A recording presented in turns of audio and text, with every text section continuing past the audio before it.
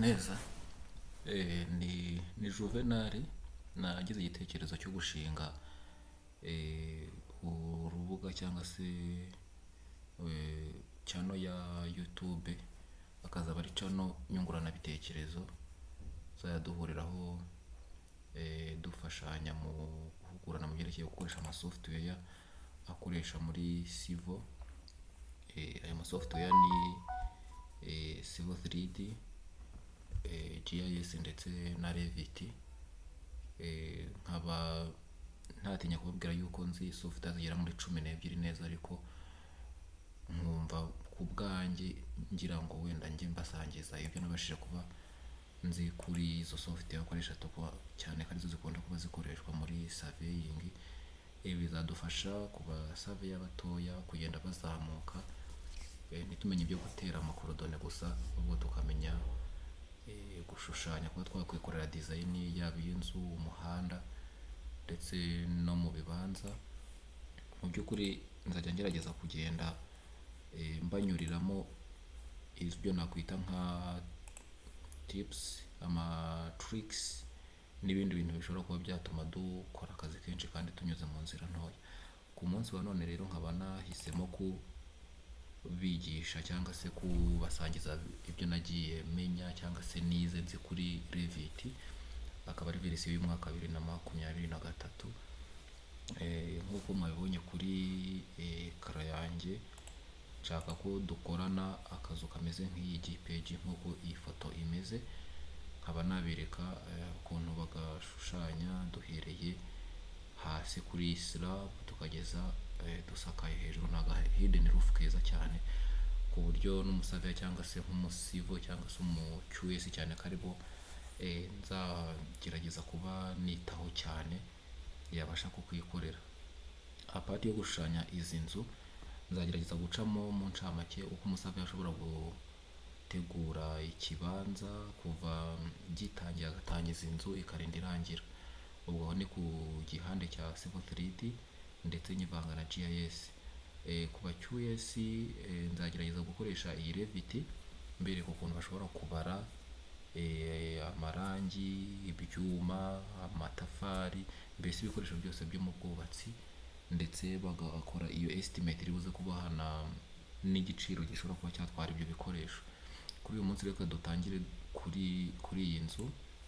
Revit nk'uko nayikiritseho navugaga birantegereje ko yaka, ni gutya ifunguka iyo umaze kuyidouble clickingaho. Ariko nanone Revit akaba ari software nk'izindi.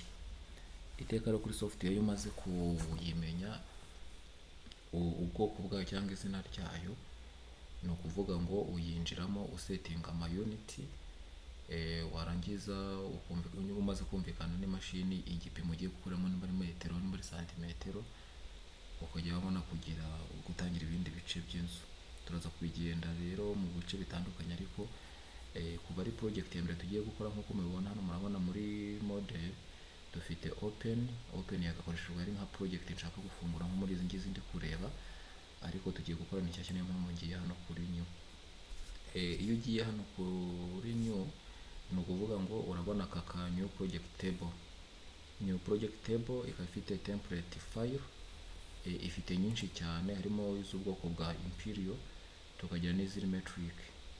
Metric ni ukuvuga ngo izi za metric zikoreshwa n'abantu bakorera muri metero nk'uko dusanzwe tubikora, ni ukuvuga ngo ibyo twakora byose tubikorera muri metric, ariko imperial ikoreshwa n'abantu bakunda gukoresha ama millimeters.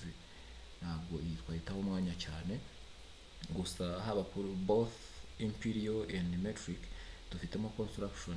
Iyi construction twagiramo architectural, twagiramo structural, twagiramo na system. System ni ukuvuga ngo ni iri ikora ibintu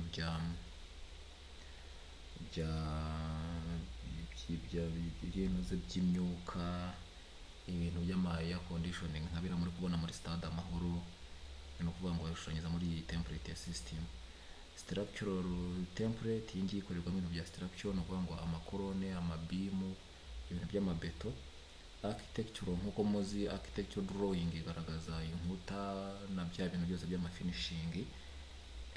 Niko ibigenda, ni ukuvuga ngo nimba ugiye gushushanya inkuta wakoresha iyi architecture, waba ugiye gushushanya ibyuma nka biriya dukoresha ku nganda, nka biriya dukora mu Nyange, Kibeho na Nyagatare, ugakoresha structural. Ariko kubw'uyu munsi target dufite tutizingiye mu magambo, reka tujye muri architectural metric architectural template, dukirikeho, then hano create new project. Kubera ko ari inshyashya turakora new project, ubundi hita nkirika kuri OK. Nimara gukirika kuri OK, turayireka ifunguke software nk'ubusanzwe, kugira ngo byorohe wiga menu na sub menu, cyangwa se muri technical terms twita ribbons. Hano dufitemo file no kuvuga iradufasha gukora new project, opening iyo twatwize dushushanya bwashize nimba ihari, gusavinga, ibi ngibi byo bisanzwe no exportinga no guprinting, ibi ni bisanzwe.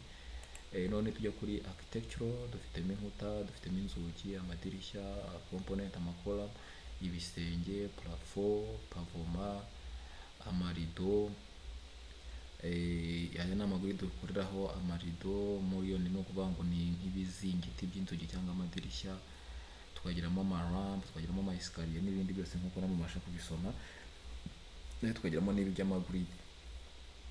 Noneho uyu munsi imaze gufunguka gutya, twamaze kumenya ko utu tuntu turi hejuru twose hangiye nahoza mouse, izi nizo menu za Revit.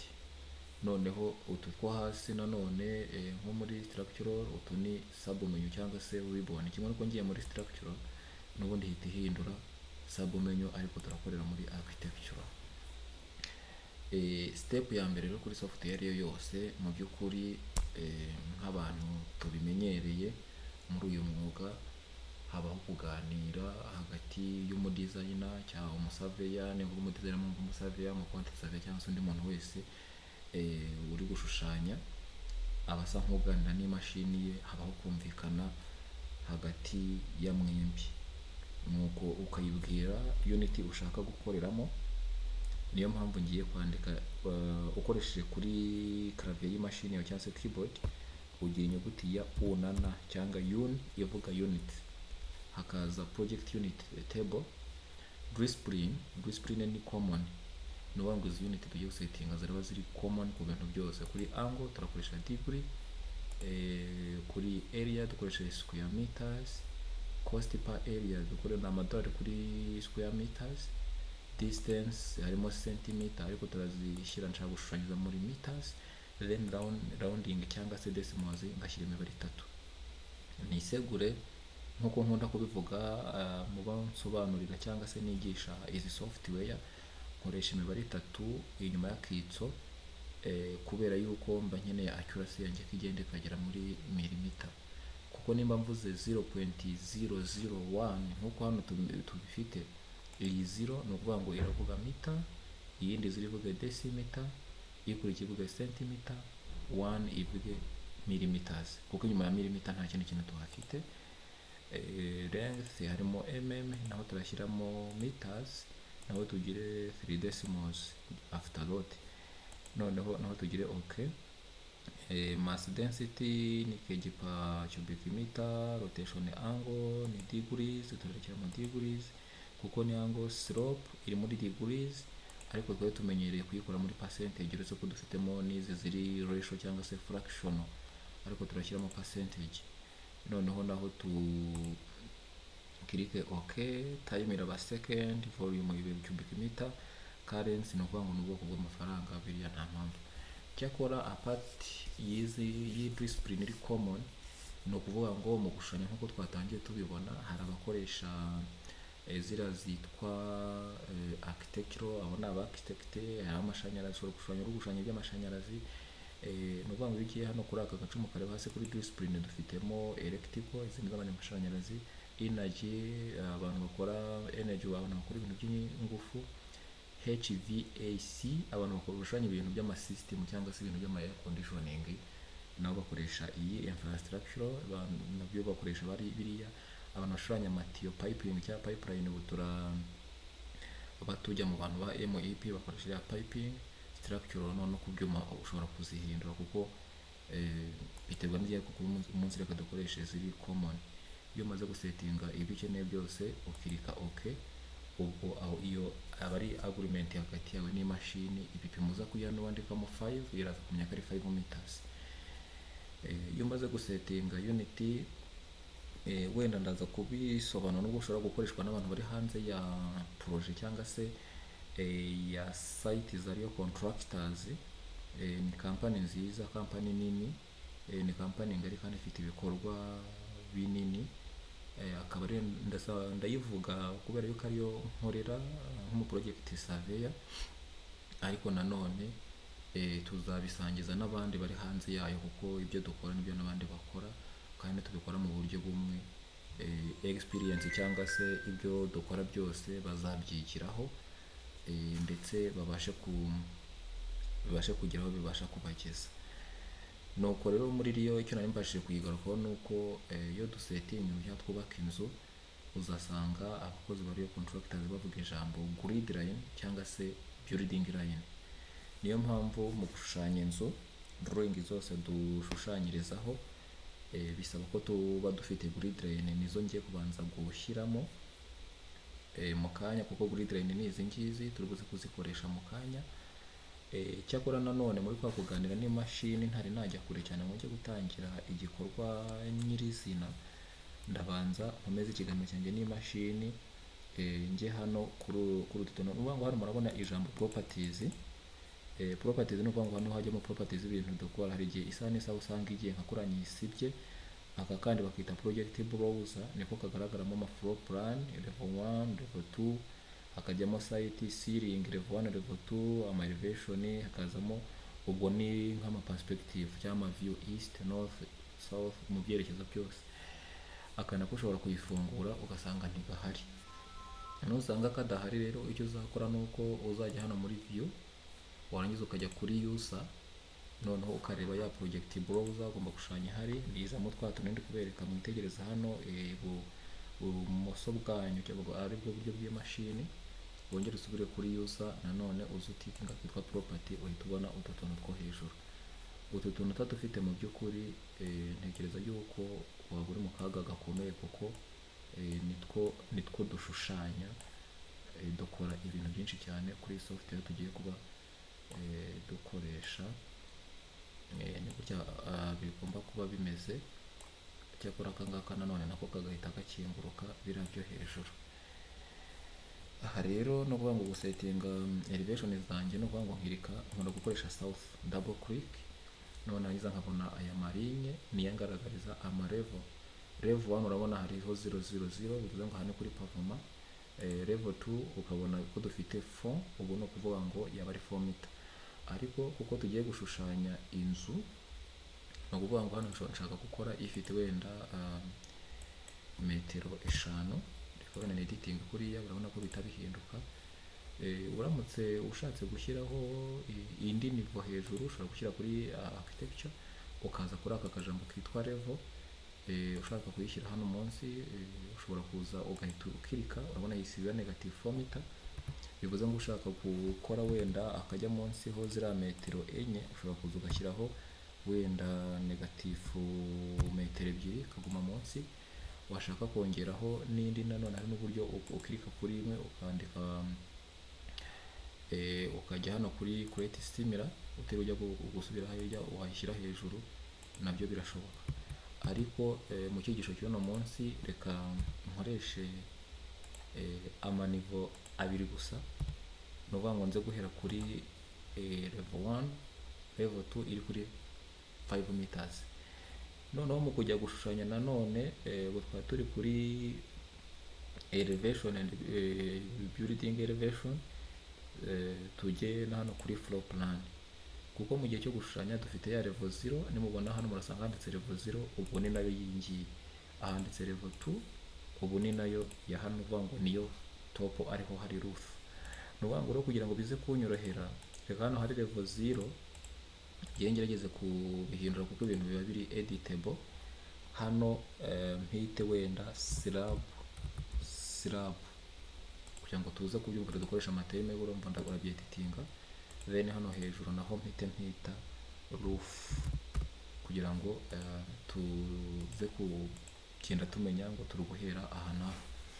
So no mu kujya gushushanya rero, kuko mfite slab nkagira na roof, igihari nuko mu gushushanya inzira bayicaye kuri slab kurusha uko yajya kwicara kuri roof, kuko roof ni igisenge. Niyo mpamvu nijya gushushanya ndi bukirike hano kuri slab, double click kugira ngo bampereze urupapuro cyangwa se aho gushushanyiriza. Nimara kugera kuri iki kigero, icyo ngiye gukora ngiye guhera kuri line. Ni ukuvuga ngo iteka mu gushushanya ugomba kugenda igishushanyo cyawe cyaba kingana cyose kikajya hagati y'utu tuntu tumeze nk'amaso tune, nibwo ubasha kubona aya ma elevation n'ibindi bice by'inzu. Ubwo reka mpere kuri grid line zitambitse. Grid line zitambitse, iyi nkoze ifite grid 1 bivuze ngo ninca indi munsi yayo nshaka kuyishyira muri metero nibura 10, nibura inzu yanjye bifite metero 10, nintambika nanone iraba grid 2. Ariko ninshyiramo iz'ubuhagarike no ukuvuga ngo ninshyiramo iz'ubuhagarike, izi kuko ziswe imibare, no ukuvuga ngo izo mu buhagarike zigomba kuza zaba inyuguti. Bivuze ngo ndabanza nce iyi ngiyi, nindangiza nkirike muri uyu mubare. Murebe hano kuri ya property akamaro kayo handitse grid 6.5 mm bubble, no ukuvuga ngo aka kazeru niko bita bubble, gafite buriya diameter ya 6.5 mm. Hano handitse name, no ukuvuga ngo ndi buze kuza nshyiremo a na applying irahita ihinduka. Bivuze ngo ni njya guca iyindi nshobora kuza nkaza hano hirya ngaca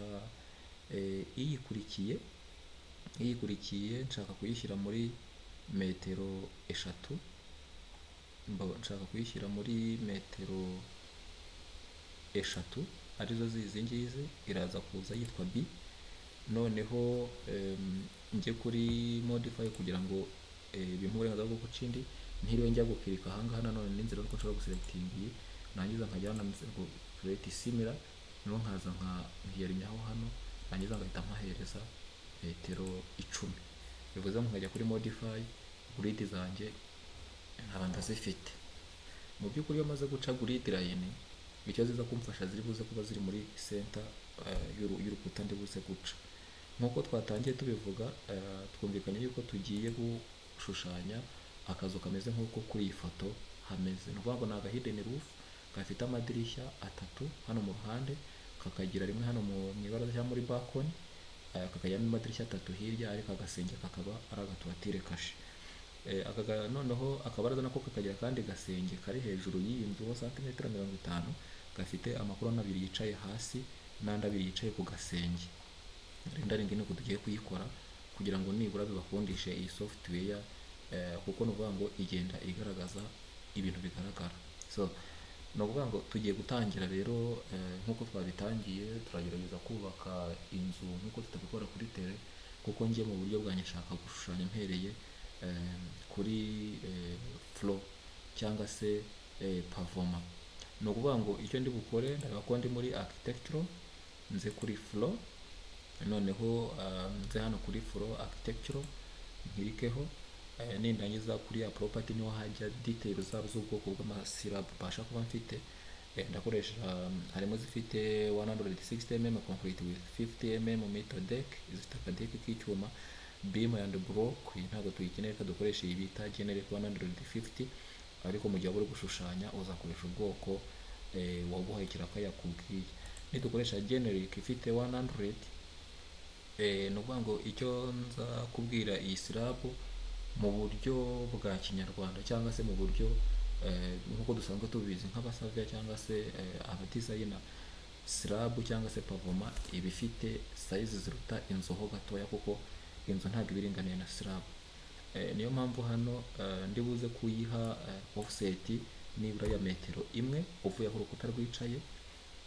Narangiza nanone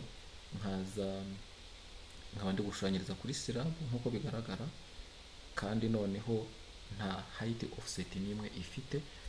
So ndahita nza hano under draw stab menu cyangwa se ribbon, nza kuri aka rectangle, ninkirika kuri rectangle rambwa ati create rectangle chain of lines by picking two opposite corners.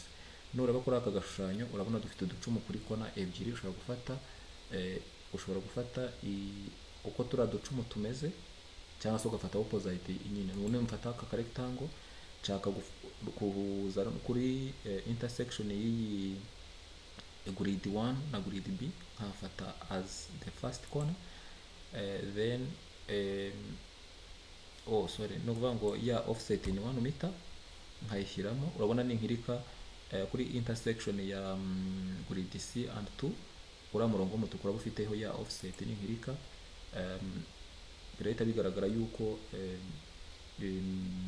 slab yacu ifite 12 meters square, mu gihe grid yari ifite 10 meters square, bivuze ngo yafashe one left one right. Then hano no kuvuga ngo icyo ndi buze guhita nkora no gukirika kuri aka kantu k'ubururu, ubundi muri technical term mu ba Revit users bakita green check mark. Ninga kirikaho slab yanjye leta yishushanya. Iyi slab nimara kwishushanya kugira amenye ko yagiyeho, ushobora kubishyira muri 3D cyangwa se muri 3 dimension. 3 dimension ya Revit ni aka kazu kanditseho default 3D. Ninga kirikaho gutya irahita yinyereka. Cyakora mu buryo buri default nanone no kuvuga ngo Revit ikunda kuba ikoze mu buryo butari, no kuvuga ngo ikunze kuba ikoze mu buryo ihita displaying ibintu byabo bitari muri 3D. Niyo mpamvu ndibuze kuza aha kuri visual style, noneho ninangiza nyigire shaded kugira ngo ibashe kuba igaragara neza. Noneho nimara kuyigaragaza, no kuvuga ngo ndaza kugerageza kuba njya guhita noneho nterekaho inkuta hejuru ya slab. Mu by'ukuri icyo ndi bukore nuko ndi bwongere nkasubira hano muri architecture, none narangiza nkajya gufata inkuta nkajya kuri wall architecture kuko ndi gushushanya inkuta. Urabona yuko je kuri architecture bahita bakwereka inkuta z'amatafari, bakakwereka izikoriye beto, noneho ugakirika. Nuvuga ngo nanone hano muri property turaza kuri basic wall nanone hari inkuta zitandukanye, generic 200 meter field, hari iziri generic 200 gusa, generic 225 masonry, ariko nshaka gukoresha generic 200. Noneho mu gushushanya iteka no kuvuga ngo ndakomeza nshushanyiriza hejuru ya slab. Noneho urukuta rwanjye iyo ugiye gushushanya, urabizi hari igihe urukuta ruhera munsi ya level 0 cyangwa se rugahera no hejuru nyine rwiciye kuri slab. Noneho kuko nshaka kurushushanya kuri slab, no kuvuga ngo hano munsi ya clipboard urabona ahantu handitsemo height, harimo na depth. Yari depth no kuvuga ngo ni rwa rukuta rubuze guhera munsi ya level 0, bivuze ngo rwahita rujya munsi ya slab. Ndakoresha height. Hano irahita warninga imbwira ngo default wall setting will be changed, the base constraint slab base offset 00, top constraint unconnected, top offset 0. Kubera ko aha hirya yamaze kumbwira ko ari unconnected kandi harimo metero 8, mu gihe mu gusetinga za level zanjye muribuka ko na setinze metero 5. Bivuze ngo nanditse unconnected, ndazanye bwire ko urukuta rwanjye rugomba guhita rukira ku gisenge. Ya message ya warningaga hano irahita ba disappeared. Bivuze ngo aha nanone numvikanye n'imashini ko ngiye gushushanya urukuta rwanjye ruhera kuri slab rugarangirira kuri roof. So no kuvuga ngo urukuta rwo nta offset rukeneye. Ariko nanone hano kuri location line harimo akajambo wall center line.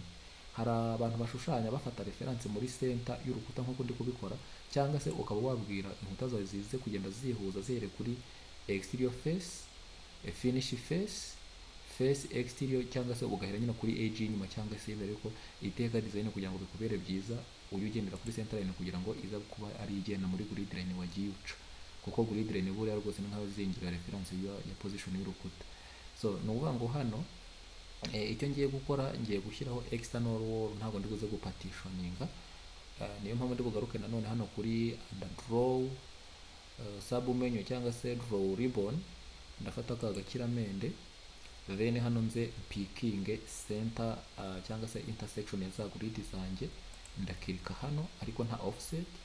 Then nze no kuri opposite side nkuko nabikoze kuri slab, ibi bintu bite birangira.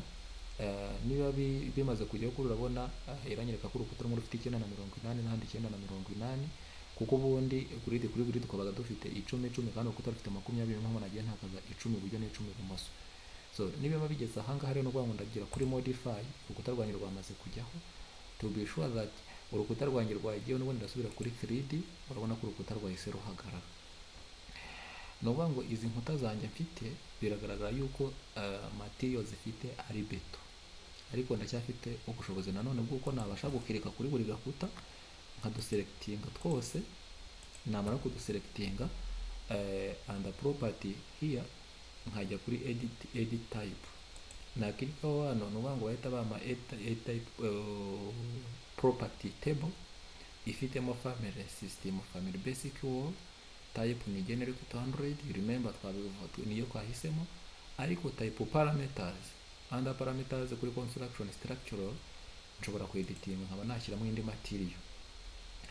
Mu miterere y'urukuta ukuntu ruteye, urabona dufite akantu ka kwa boundary layer above 00, tukagira structural by category 200 cyangwa cm 20 na kwa yo hasi.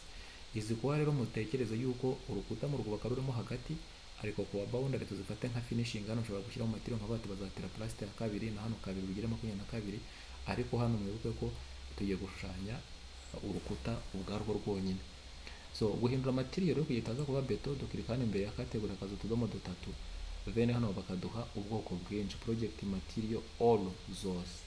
Nuvuga ngo icyo nshaka rero ngiye nshaka harimo ceiling, ceramic tile, amapave, cherry, concrete, cast in situ iwe ya beto yamenwe cyangwa se nominal concrete, hakaza concrete sand cement screed ifite bana screed, hakaza ho copper cyangwa se coping, ariko ngiye target yanjye mfite ndi kwishakira amatafari. Niyo mpamvu ndibuze kuza ngakomeza nkamanuka nagera kuri bricks roof, nagera kuri brick, ningera kuri brick ndahita earth, ningera kuri ku matafari niyo ndi gushaka na ya brick common. Ninkirikaho hano barahita ubona amatafari ahita yigaragaza, then ni ukuvuga ngo icyo ndibuze gukora background ni ukuvuga ngo iraza kubiri hatched bishobotse ntacyo byaba bitwaye, ariko hano pattern foreground iraza kuba ari itafari risanzwe. So ni ukuvuga ngo icyo ndi bukore ndahita na applyinga okay, then okay, apply okay. Inkuta zanjye murabona ko zahise zihinduka amatafari ariko ahacinze nka kwa kundi. Icyo ngiye gukora rero, ngiye kongera nsubire kuri slab. Ubwo namaze guca inkuta, tukurikije wenda uko aka gashushanyo kacu kameze, wenda tuvuge ko tugeze kuri iyi stage, ni ukuvuga ngo iyi slab twayibonye, izi nkuta zihagaze twazibonye, ariko tugiye gushyiramo iyi miryango. Iyi miryango rero kugira ngo tugire kubyumvikanaho neza tubyumve burundu, ndajya ngerageza kujya nanyura mu nzira ebyiri zitandukanye kugira ngo imwe nuyibagirwa uzahita wibuka indi. Ngiye gushyiramo iyi miryango n'amadirishya nk'uko bimeze, nindangiza ubwo turi twareba indi step ikurikiye. Uburyo bwa mbere rero ariko bukoreshwa n'abaswa, nuko umuntu aza akaza muri architecture yangiza akajya kuri door, hano haba harimo inzugi z'ubwoko bugiye butandukanye, akaruhitamo yangiza akaza akarutereka nk'ibisanzwe biriya bya kinyarwanda. Ariko ibi ku bwanjye reka tubireke, kuko ibi umuntu wari wese wafashira komande arabikora, mberekere inzira y'insirimu ibasha no gutuma mukora amadirishya nk'aya ngaya nari maze kubereka ahangaha, kuko aya ngaya yakoreshejwe izo bita ngo ni curtain wall cyangwa se curtain wall. Iza nkuta ni inkuta z'amarido, ni inkuta zimeze nk'amarido, cyangwa ko kundi usanga abantu bakoze curtain basize ugasanga bakradinze. Iyi nzira niyo banyura. So turajya kuri architecture, niturangiza dufate tujye kuri walls, wall architecture, tufite basic wall ya 20 generic, ariko turaza hano dufite amakateni y'ubwoko butatu. Reka mvuge gato kuri izi curtain. Nk'iyi yitwa curtain wall, ni ukuvuga ngo ni partition cyangwa kuri mukora muri stade turi gukora gypsum boards bakoresha iyi. Hakaza exterior glazing, ni ukuvuga ngo ni partition y'inyuma nanone ariko ifite ibirahure. Hari ibirahure biba bibonerana n'ibitabonerana, ibi rero ni ukuvuga ngo ni iby'inyuma. Iyi store front ni ukuvuga ngo izi ni izikora partition, ariko glazing ni iy'inyuma kuri exterior. Iyi store ihita ikora partition. Kuri inshuro dukoreshe curtain glass, iyi ngiyi isanzwe ariyo dufata. Noneho nk'uko nari mberetse ko imiryango ijyaho mu buryo bubiri, nanone gucamo imiryango bikorwa mu buryo bubiri. Hari uburyo ngiye gukoresha, mu byitegereze neza. Ninjya gushyiraho umuryango hano ninkirika, nshaka yuko hajyamo umuryango ufite wenda 2 metero 2, ninkirika okay, mashini irahita iwoninga. Ni woninga, muragerageza gusoma iyi message hano ngo handitse ngo highlighted wall overlap. One of them may be ignored when Revit finds room boundary. Use cut geometry to embed one wall within the other. Why? Because those are the two superimposed walls. Kuko iya mbere yari generic, none ngiye guca umuryango nkoresheje yitwa curtain wall, bivuze ngo ni inkuta ebyiri zigerekeranye. Rero iki ngiki mbwiye mu mutwe wanjye ndahita mbyumva, kuko iyi system ibaho imashini biza ubwenge. Ngiye kugendera ku bwenge bwayo cyangwa ku gitekerezo cyayo, kuko natanye mbabwira ko ubuganira n'imashini. Ndajya hano kuri cut, nkuko yabimbwiye hari hasi mwitegereze yuko hano yambwiye ati ni nkoresha bita cut geometry. Inze mfata iyi cut geometry. Uburyo ibikata ni ukuvuga ngo aka kantu k'agasaraba kaje, ndaza ngakirika kuri urukuta rwa mbere ari rwo ruri genero ikigwa twakoze. Nindangiza nze negere iyi curtain glass nashyizeho, nse nk'ukirika kuri uyu murongo ugaragaza bigarukira, ninkirika gutya umuryango uhita ucika. Iki muracyumvishe? Ndibwira yuko rwose mwacyumvishe. Uyu ni umuryango ufite metero 2. Ndamutse ngiye kuri 3D urabona deja umuryango wagiyemo. Nongere nsubire kuri slab yanjye. Uburyo bwa kabiri nuko n'ubundi nza kuri wall architecture, noneho nkaza kuri curtain ya yindi, ariko noneho under properties nkajya kuri edit type. Edit type ni ukuvuga ngo ikintu nkora simply tick automatically embed, ni ukuvuga ngo irahita ikata. Kwembedinga muri Revit ujye wumva yuko ari cut, nk'uko abantu bakoresha archicad baba bafite ahantu handitse ngo split, cyangwa se bakoresha AutoCAD bagakoresha trim. Ni ukuvuga ngo iyi ngiyi mu gukata nk'iyi miryango ikoresha embed, kimwe no kwikoresha na trim, niko iyibaho. Noneho mu buryo bwo gushyiraho muri yo naka kantu turi buze kukagarukaho nanone, ariko reka tubanze duce uwo muryango. Ngiye kwa applyinga automatic embed, bivuze ngo noneho ninza ngafata iyi curtain, noneho nkaza ngakirika ahangaha, no ngashyiramo 1.5 metero, ninkanda internet ica umuryango. Ni kimwe na hano, reka nshyiremo umuryango wa gatatu ko twabonye ko ari imiryango ni ukuvuga ngo ni imiryango 3 ngendeye muri grid. Ni ukuvuga ngo hano naho nshyiramo 2 meter, ninkanda enter irahita ba automatically embed. Ni ukuvuga ngo irahita ihakata igiye kuri modify. Noneho mu buryo bwo kwirinda totoroje cyangwa se gusubiramo ibintu bimwe, aya madirishya yo ku ruhande rwo hirya nayo hepfo agomba kuba ngana. Niyo mpamvu ngiye guselectinga utu duce twose, nindangiza nze njye kuri copy. Noneho mwitegereza neza kuri modify wall harimo kano kajambo kanditse constraint multiple. Ni ukuvuga ngo constraint iri buze kumpa kubidraginga bitagiye bigorama, bimanuka muri uyu murongo ugororotse, ariko nanone be multiple kuko ari more than one. Noneho nze kuri aka ka edge mpite manuka, inze ningera hagati mu rukuta rwanjye kirike, bivuze ngo ya madirishya arahita ahimukira. Sinzi nimba ntabwo agiyemo neza, ariko icyo nakoze cyangwa nshaka gukora nuko nshobora no kuyamuvinga.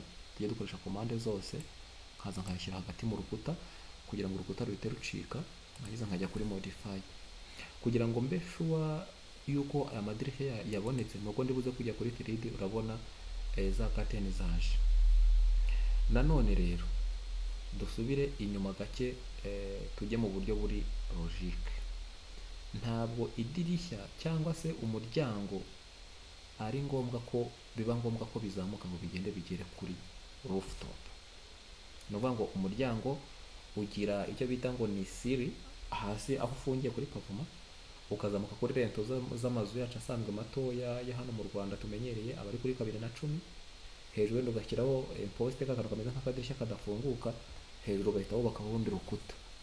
Ibi rero ushobora kubihindura muri ubu buryo, uraselectinga opening imwe, nurangiza hano kuri top constraint ni up to roof, niyo mpamvu umuryango wageragayo. Hano rero ngiye gukoresha ka kantu twita unconnected kugira ngo muri mite none nkohereze height, then hano hasi hakaza ngo unconnected height. Dufite 5 meter kuko nizo dufite kuva kuri slab kugera kuri roof. So hano ngiye nshaka ko umuryango wanjye ubuze ko utarengeje metero 3. Sorry, ni ukuvuga ngo ndakirikaho nandikemo 3 na applying, umuryango wanjye urahita umanuka. Iri dirishya naryo idirishya naryo yose reka tuyafate okay, reka tubikore kimwe, byose bise nk'ibigenda bimeze gutya. Nanone naho tugire unconnected, hano aho tuhashyira muri metero wenda 3 nk'ibisanzwe, ni twa applying agahita bikunda, amadirishya agenda amanuka. Noneho na hano naho tuhagire unconnected, noneho naho tuhashyire metero 3, amadirishya yose amanuka, cyangwa se tubikore bisa nk'ibitandukanye nka gutya. Hano tuvuga yuko ari ibirahure bizamuka bikagera hejuru. Reka tubikore muri ubu buryo, n'ubwose biri buze gusa nk'ibitandukanye n'aha ngaha twari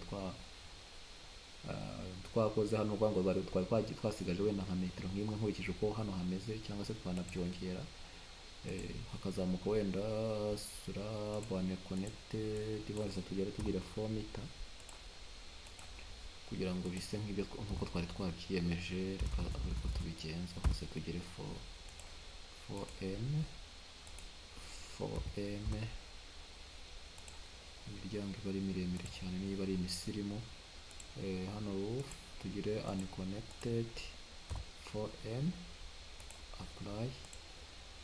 Na hano naho tujye kuri top constraint tugire unconnected, hano habe 4m, then na kano unconnected 4m, apply. Ni ukuvuga ngo iyi nzu yacu ni uku nguku imeze. Noneho step ikurikiye ni yuko tugiye gushyiraho imiryango cyangwa se ibizingiti by'amadirishya. Hari uburyo bwinshi bushoboka nanone umuntu ashobora kubikoramo, cyangwa se ubundi bune ni uko dushobora guselectinga hano, narangiza tukajya muri architecture, tukagira aha handitse curtain grid. Curtain grid ni ukuvuga ngo ni imirongo, ni nko guca imirongo n'inkirikaho gutyo. Urambwira ati as you press grid they snap to every space interval to visible levels grid cya reference plane kuri buri section. Ahantu ndi buze guca aka karongo nshobora kuba nahashyira na kaga separator. Ni ukuvuga ngo iyo nje mu muryango, iyo nkiritse hano ku ruhande bihita binyereka umurongo utambitse cyangwa se uhagaze. Ni ukuvuga ngo ninkirika aha hejuru ndaca kuri perpendicular, harajyamo uhagaze, ariko ninkoza hano hahagaze harajyamo nanone utambitse. Sorry, gutya. Ni ukuvuga ngo ikintu nza gukora, wa muryango wanjye nari nawuhaye metero 4, ngiye guha imposte hano hejuru ya 1 meter, karahita kazamuka n'ahandi hasigare ari umuryango.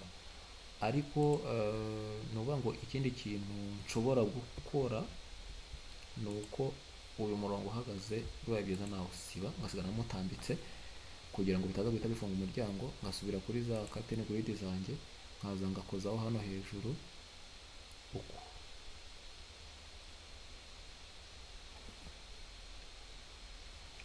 haza kugiramo impose,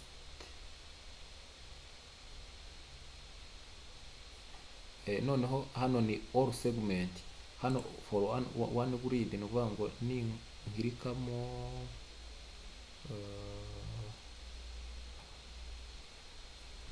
hano, so aka ngaka ko hagati nagakuramo kugira ngo bize gusa nkaho bitworohereza, akareka tugakuremo. Nindangiza nongere nsubire hano kuri curtain grid, hano one segment ni nkoza hano hatambitse karajyamo gahagaze, bivuze ngo uriya muryango urajyamo. Nanone hano ningaragariza ibitambitse barahagarara, ninjyamo hano hagati nanone impereza agatambitse hejuru, ni kimwe na hano.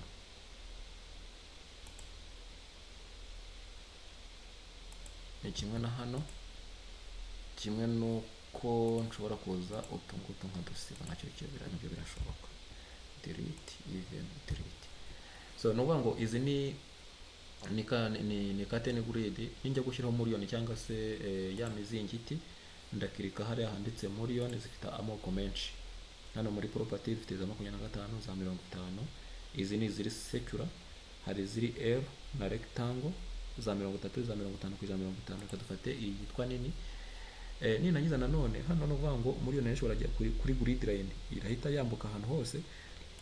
Ni nk'ingi na hano ku ruhande, cyangwa se grid line segment noneho irajya ku gace. Aka ni agace, n'aka gace, n'aka kandi.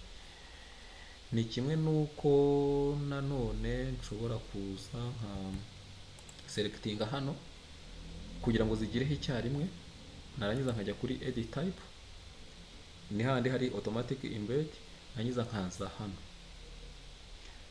vertical grid, no kuvuga ngo twazishyizemo, nkaza kuri vertical muri no kuvuga ngo interior iyo hagati na hagati, no kuvuga ngo nshobora kuyigira ya 50 itari secure, iri rectangle 50 kuri 50. Then border izo ku mpande nazo nkaza nkazigira rectangle 30 square, ariko urazamura ngo bucyo ukabona ajya 50 kuri 50. Hose reka nkoreshe zimeze kimwe. Iziri horizontal nazo dushobora gukoresha iyi, noneho no mu mpande naho tugakoresha 50 kuri 50. Byose ni ibintu bishoboka. Iyi ni inzira kabiri nanone gushyiraho muri itandukanye na kurana ngenda gashushanya mu buryo automatic, nangiza ngahita nkirika gutya, urabona hose zitazijyanaho. Ibi ni ibintu bisanzwe, ubwo tukabikora no ku muryango wo hirya, byose biba ari kimwe. Nuvuga ngo step yindi ikurikiye, ubwo tumaze gushyiramo aya madirishya, ubu noneho ngiye kugira mpite nterekaho iyi hidden roof. Niyo step igiye kurikira kuri aka kazu nende gukora. Kuyishyira n'ubundi ndahita nsubira kuri slab, nindangiza njye kuri roof by footprint. No kwa kundi navuga ngo ubugane na machine lowest level notice, you have created a roof on lowest level. Would you like to move it to slab? Ahubwo irajya kuri roof, niho igomba kujya. Noneho ngahita nkirika yes. Nuvuga ngo hano nanone barita bampa ibisenge bitandukanye, mfite code roof concrete, generally kubera ko ari hidden roof nanga concrete turakoresha iyi ya mbere. No mu kujya kwishushanya roof ntabwo iri buze kuba ifite overhang, no kuvuga ngo ikindi ndi buze kuyikorera nuko ahubwo ndi buze base ni rooftop ni ngomba kugarukira, room bonding nkayitikinga, base offset from, no kuvuga ngo hano nayishyize roof kuri 5 metero, ni ukuvuga ngo ubwo ari kuri 5 metero ikaba ari hidden, reka tuyimanure munsi ya rooftop ho santimetero 40. Ubwo bivuze ngo turashyira ira offset turagira negative 0.40 twa prying. Then hano noneho ngiyewe nze mpite mfata aka ka roof inze hano muri center y'urukuta, noneho nkirike na hano nkirike na hano. Cyakora kubera yuko itari buze kubimena kuko utu ducumu twa magenta muri kubona hano tuba tugaragaza ko amazi amene kubuya bimeze nka mataramani.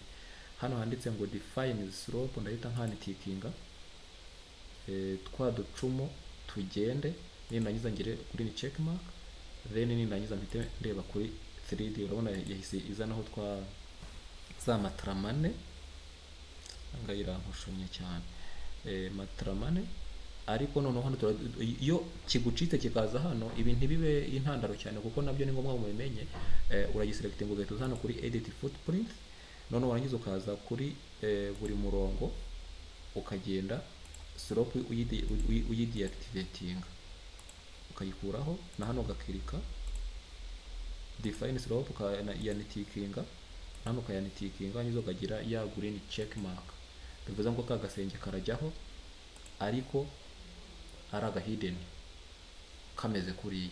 Ni ukuvuga ngo mu by'ukuri nimureba murasanga nta tandukaniro rya hariya n'iri ngiri mfite kuri iyi Revit. So ni ukuvuga ngo hano nimbishyira muri 3D bigaragara yuko harimo akavuyo ka grid n'akariya marevu. Kugira ngo rero nkuremo ziriya revu izi mbe nzikuyemo, n'ubundi noneho ntabwo nkoresha yuni, ndakoresha iyo bita VG cyangwa se visibility graphics override. Mu buryo buri default ihita ziri muri model categories, ndahita njya kuri annotation categories, then noneho nindangiza mfate manuke hasi ndeba ahantu handitse levels, nyanitinge apply. Okay, leta zijyana sigarane grid line zonyine. Icyo ngiye gukora hano rero ni ukuvuga ngo ngiye gushyiraho ka balcony. Balcony iri buze kuba iri hagati ya grid A na grid B. Ndasubira kuri slab. Ninsubira kuri slab, mu gutangira muribuka ko nakoze slab ingana gutya. Ni ukuvuga ngo itagenda ingane no kuri balcony, ariko mu by'ukuri yagombye kubijyayo.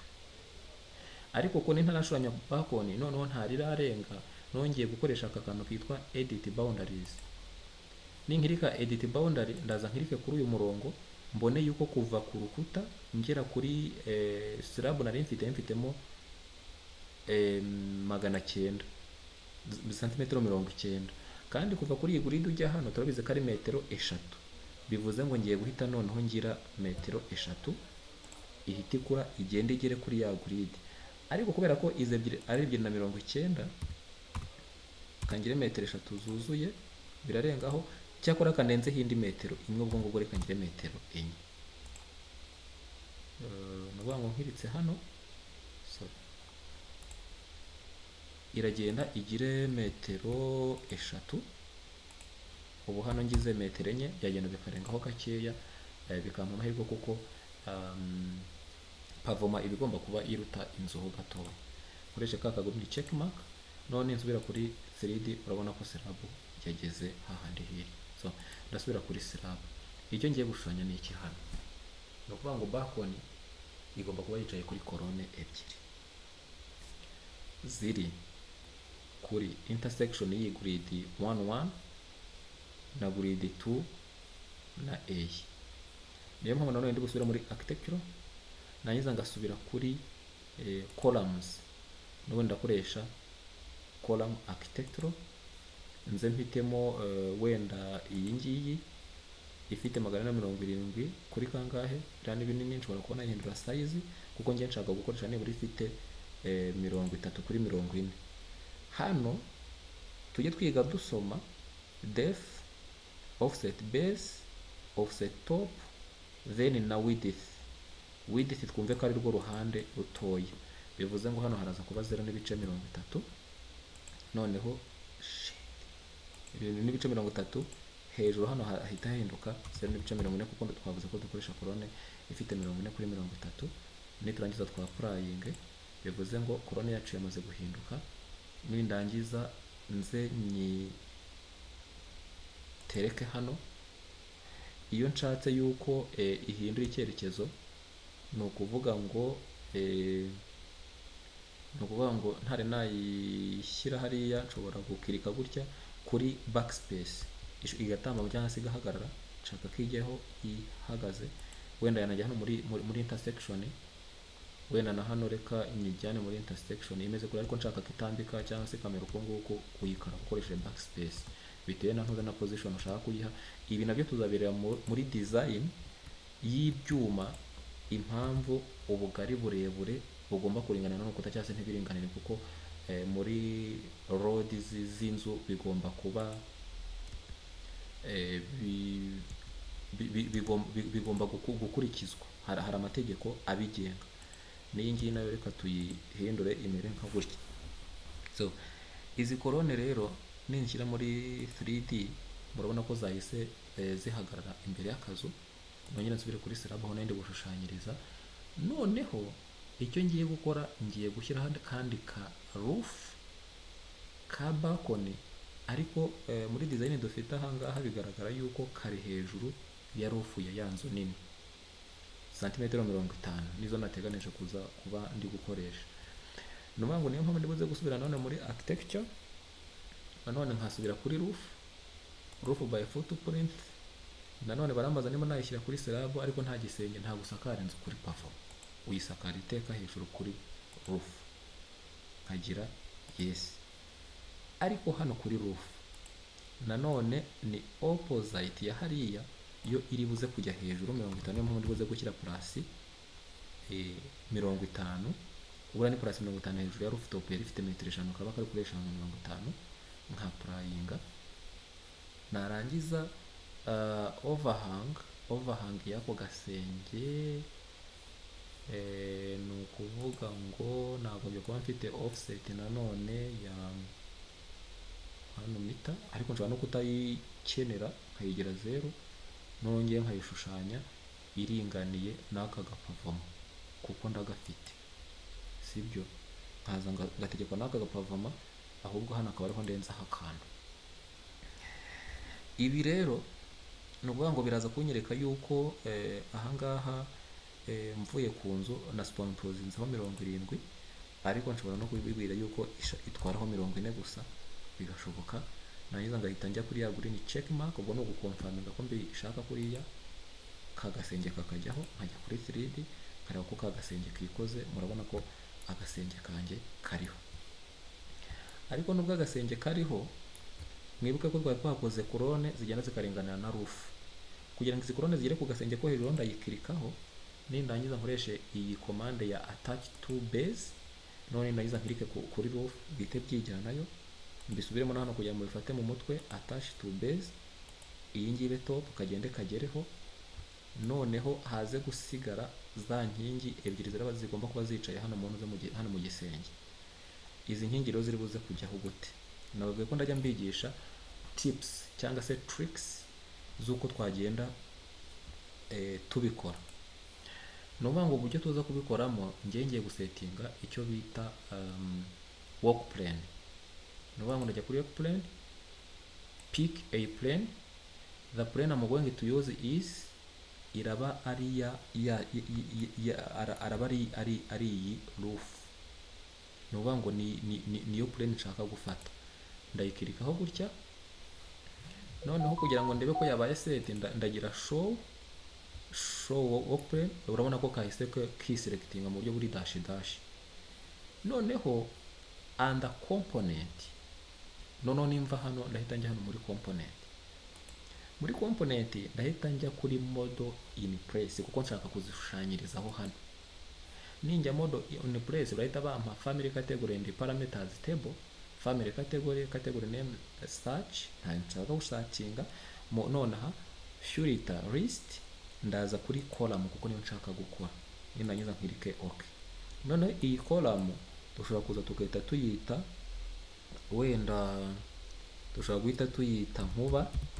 Umuntu uza kureba iyi video ntaze guseka, nituyita nkuba,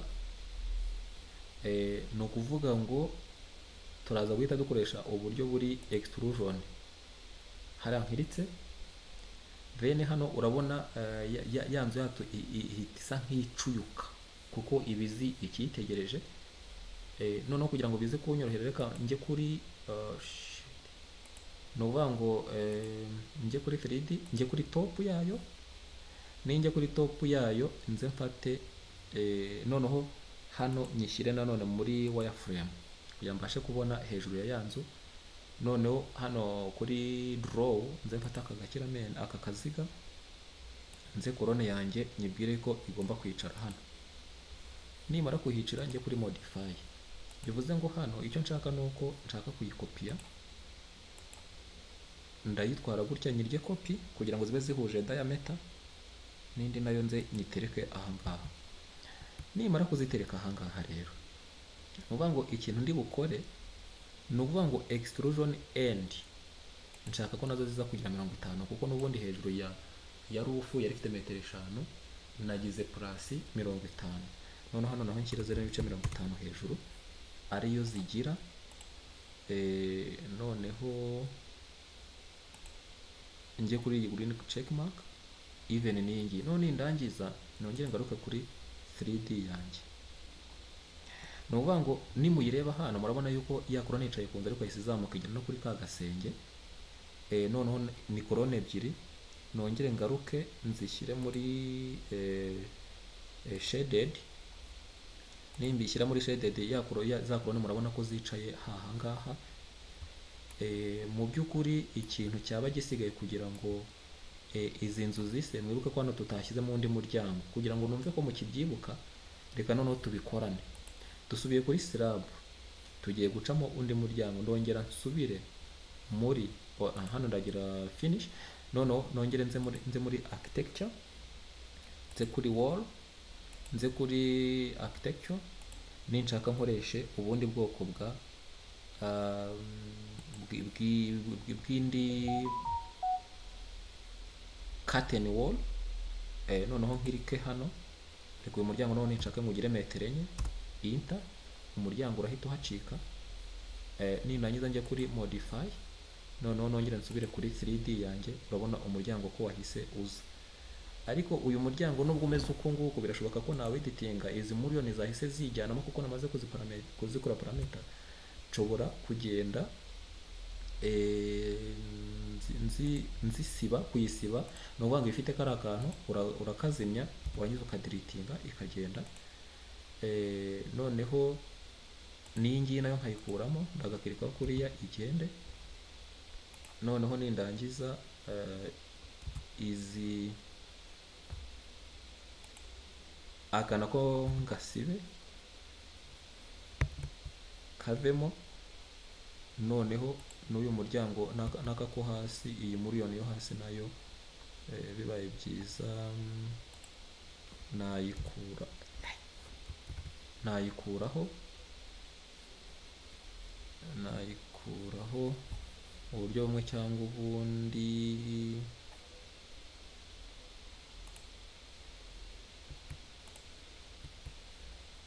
No kuvuga ngo nshatse gushyira muri yo ni kuri whole grid, hano igomba kujyaho bikamera uko nguko. No kuvuga ngo aka kazu no kuvuga ngo karaba gafite kiriya kidirishya. Noneho ndamutse nshatse kugira ngo iyi nzu ise nkaha neza utu tumuriyoni turi hano, mu by'ukuri nta bintu birenze. Nimba twabashije gukurikira isomo neza, nuko izi miliyoni ziri secura nazo zirimo hariya. No kuvuga ngo ndasubira kuri iyi 3D yanjye, nindangiza njye kuri architecture, njye kuri wall architecture, noneho nze kuri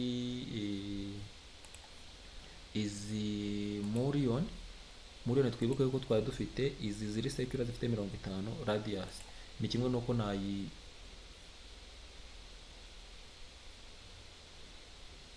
nayifata narangiza nkaza akaba ariho nkagenda nzitambika ahangaha kuvuga ngo niyo system tubikoramo. Noneho zikagenda zijyaho n'uvuga ngo nizo ugenda utambikaho, n'uvuga ngo niyo system umuntu agenda abikoramo. Ndumva rero muri make iminota kugira ngo itaza gusa nk'irambirana, ndabona bimaze kuba iminota igera muri 70 ingahe kugira ngo aka kabito tugacugikira ahangaha. Gushyiraho izi miliyoni nziza hano ku muryango, reka tuzifate nk'agasomo k'ejo kugira tuzarebe yuko mwagiye mubifata. icyo ntekereza cyo ni uko uwabasha kuba yagerageje kubikurikira ibi bintu yabashije kubyumva kandi akaba yashushanya akazu nk'aka ngaka. Aha ni mu buryo buri realistic, ushaka kugaragaza uko twa turahure tugiye turimo kugira ngo ubashe kumenya za partition zikora zite. Urabona rwose iyo ugeze gutya ku ruhande ubona yuko ikirahure kirimo akazu kawe gateretse. Ikindi kintu nshobora kubabwira wenda muri aka kanya nuko gushyira kunoze ku rupapuro nabyo ni ibintu tuziga, ariko ubundi nta kindi kintu biba bisaba uretse gukora sheet ukayirodinga, warangiza ukaza muri English ngiye nakoresha US, warangiza ukajya kuri title block, udufitemo urupapuro rwa A3, twangiza tukarurodinga rukaza. Icyo dukora no kuvuga ngo ndagarura yayo zanjye project browser, noneho nindangiza nshobora kuza nkagira ngo ndebe elevation ya south ni gutya bimeze hano mu mbonye mboga mu menyo, kubera ko aka gakuta kagombye kuba kagera ko ndibuze kukagezaho mu kanya. Muri north ni kuvuga ngo section view dufite ni iyi east, bya bindi bita ngo na perspectives. Abantu birirwa babarya amafaranga ngo bagiye kugira ibiki kubashushanyiriza, dore slab ni gutya imeze, roof ni kuriya imeze, ni uku nguku. Ikindi ntabwo wafata inzu ngo uyitange utayihaye amanotation. Icyo cyo tucyumvikaneho, uko inzu ingana, dore ngizi metero 10 na 70 ingahe kuva hano ngera hano, dore ngizi. Ni ukuvuga ngo akabaraza annotation, ibi ni ibintu bisanzwe nk'abantu b'abenjeniyeri tujye tuba abenjeniyeri mu nzira no mu nzu. Ibi byo rwose ntazajya umuntu uzatunyuzamo amaso, even na diagonal ushatse wayishyiraho aya annotation akajyaho. Nuvuga ngo icyo ntangiye kuvuga nuko ku rupapuro ushobora kuza ukareba nk'iyi slab ukaza ukayiterekaho, nta kindi biba bigusaba. Slab yawe iraza ikajya ku rupapuro. Iri naryo ni irindi somo nzabibigisha ikindi gihe, reka tube turekeye ibi ngibi bitabarambira cyane, ariko gushyira ku rupapuro n'ibindi byose nabyo nzagenda mbibigisha. Icyo nzi cyo nuko izi software Civil 3D, Revit, GIS, Robot, Procon, izi zose muzazimbaze umusanzu uzanyamutanga. Uzashaka kubyiga ajya turajya dufata iminota twicare muri office tubyige. Abadafite uwo mwanya nanone ndaza kubaremera urubuga rwa YouTube ngenda mbishyiraho ku buryo birajya bigenda bidufasha. Abareba bazajya bareba comment mujye mumbwira ahangaho bikoze nabi, hano watubeshye, kugira ngo nanjye mbashe kwimprovinga cyane ko nanjye ntabyo nzi cyane, tugere twungurana inama. Icyo nzi cyo ibi ni ibizadutunga, tuzavamo aba designer beza. Rero ibi byose ni imbaraga umuntu agenda akoresha abyiga, ariko na kampani ubwayo igenda idufasha kuba idushishikariza kugera twiupdatinga mu buryo bumwe cyangwa ubundi, bizagira ngo twese duhurize imbaraga hamwe kandi tuzagera ku bikomeye byinshi. Muramuke neza, ndabona saa 3:24 zigeze, reka njyame. Rero tuzashyiraho kandi version cyangwa rero tunyuzemo AutoCAD kugira tutarambirwa software imwe, ubutadushyireho GIS. Ndabizi ko turi kumwe twese tuzabigeraho. Murakoze.